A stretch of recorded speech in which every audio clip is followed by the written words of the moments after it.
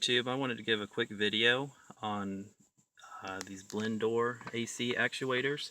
I have a 2005 Chevy Suburban, and my wife was complaining that the air turned warm on her in the middle of summer. It started blowing hot heat on her. After a bit of research led me to these things. There's probably like 5 of them on the whole car. Fortunately for me, the driver's side had gone bad, and that's the easiest one to actually access, as it only requires one piece of trim. Let me show you where I found it on mine. It's basically underneath here. There's going to be a kick plate cover panel on here, and once you take that off, there's actually a couple bolts. There's about one over here on the right, there's one in the middle, and there's one that's way back here, which was really a pain to get to. I was able to get it loosened, and I finally ended up just pulling it off, and because it was really hard to get a bolt onto it. But the actuators actually right up in here. Here's the wiring harness for it. One thing to check when you're looking to replace this is the number of wires that are going into it. Basically, if it has 3 wires going into it, it's the cheaper $40, $50 ones you see on parts, and if you see 5 wires, then you're going to need the one that's over $100. That was actually my mistake. I had bought this one right here on Amazon, and when I took it out and I finally got the one out of my car out, I noticed that it had only 3 prongs and the one I needed was 5. But let me get to this, because I think I actually repaired this one rather than going to have to buy a new one, and I just wanted to show what I actually did to it.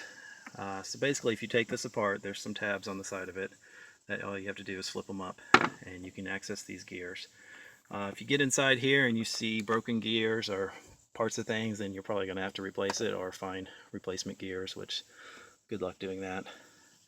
But in my case, my gears looked fine, and when I plugged this in undone, my motor is working okay. It was moving.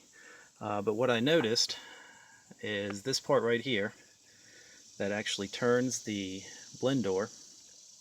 When it turned on, it would go all this way over here and it would never stop. It would get stuck over here.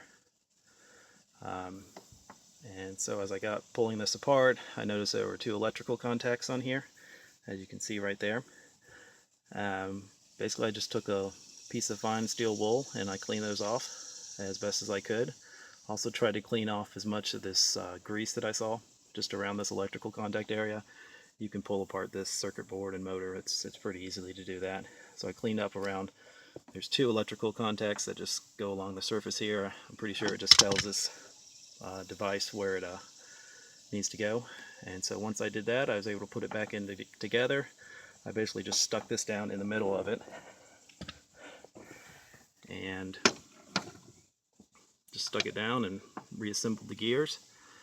And first shot, when I put it back in, I noticed that the blend door was working okay and it was responding to going to heat and cold appropriately. So I'm going to take that as a fixed part at this point. I'll see how long this gets me, and if this helps, just leave me a comment, let me know. I hadn't seen anybody mention anything like this, so I was hoping to share it, and maybe that'll save you $100 or so replacing this part.